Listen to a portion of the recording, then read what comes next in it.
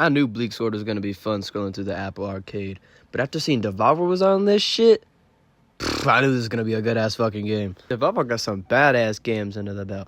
Enter the Gungeon, Hotline Miami, fucking Fall Guys. Let's talk about this gameplay. Well, the controls suck dick. I mean, it's a fucking mobile game. What do you expect? The character's just rolling around like a goddamn maniac the entire time. However, if you're a little bitch, you can swap to a PS4 controller if you have one, using the Bluetooth function. The combat in this game is simple. By no means is it easy, don't get me wrong, but it's simple. You either dodge and hit or you parry and hit on some Dark Souls shit. Bars. When you talk about difficulty in video games, I guarantee your mind goes straight to a difficulty selection screen. The problem with difficulty in most video games is the artificial lazy bullshit design of it. In Bleak Sword, choosing a harder difficulty forces you to approach the game much differently, and not in the sense of making you play extra slow because the game is bullshit and you have to cheese, but in the sense that you have to think about what the fuck you're about to do next. You can't just absolutely wail on every enemy you see on harder difficulties, as you will get punished. Even on easier difficulties, you also get slammed. Playing on Bleak mode, I couldn't help but notice that the game will not hesitate to cram you in small spaces and awkward angles with two massive enemies that take up a third of the fucking screen, and it will relentlessly throw enemy after enemy at you. Just when you thought that shit was over, bop, there's another guy coming in and you're fucking one shot. The enemies in this game will give you a hard ass damn time in this game, especially those fucking spiders. Oh, I hate those damn spiders. There are a lot of enemies in this game, and they all sort of lack in design. Sure, they all look cool, but they all mostly look the same. And I do get it, it's pixel art, you know, what can you do? But they also have very similar movesets. Some guys have a little extra spice to them, but it's mostly the same. Nonetheless, the enemies will still give you a hard ass fucking time, whether they have similar movesets or not. On harder difficulties, the enemies will dodge your attacks and fake you out, causing you to either hit or block, and you will get punished with no fucking mercy. Unlike the bosses. Bosses have some of the most beautifully drawn designs, and they are unique to the game, and they truly look haunting and menacing, like they're gonna fuck your shit up. But the thing is, they only look like they're gonna give you a run for your money.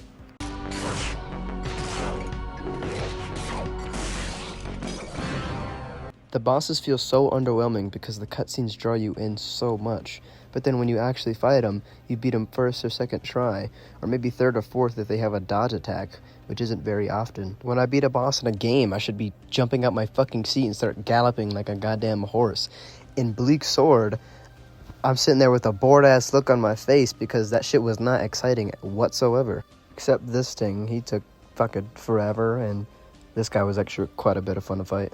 But I will say, the level design is actually crazy. I genuinely believe they spent more time in the art and the level design than the game itself, because goddamn, this shit is fucking good. Cruel cages that hang from the ceiling ominously, and they actually swing. Blood smeared on the floor with a perfect mixture of 3D art and just simply dead trees and branches that are uniquely drawn. I'm a huge fan of pixel art and art in general, and I really wish that I could have gotten more chances to just sit and soak the design that they put into this game if it wasn't just so go, go, go all the time. For a damn mobile game, it really sets the bar for what can be done, and I think more should be done like this. You can have different saves, which isn't really groundbreaking, but for a mobile game, I find it great, because in-game upgrades are permanent, and many like myself like to experiment with different builds, and after playing this game 3 fucking times, I've tried it all. You also have bonus content that gives you 3 extra levels, and that should give me a harder fucking time than the actual fucking game.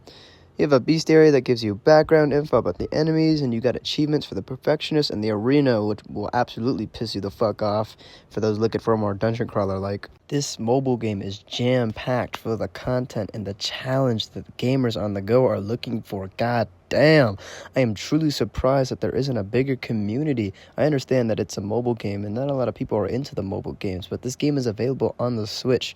And look at the fucking wiki for this game. No wiki, barely anything on the internet, and virtually no gameplay. It's baffling to me that a mobile game has more content to it than most AAA games that come out today, and nobody is really into it. Like, don't even get me started on the damn soundtrack. Oh.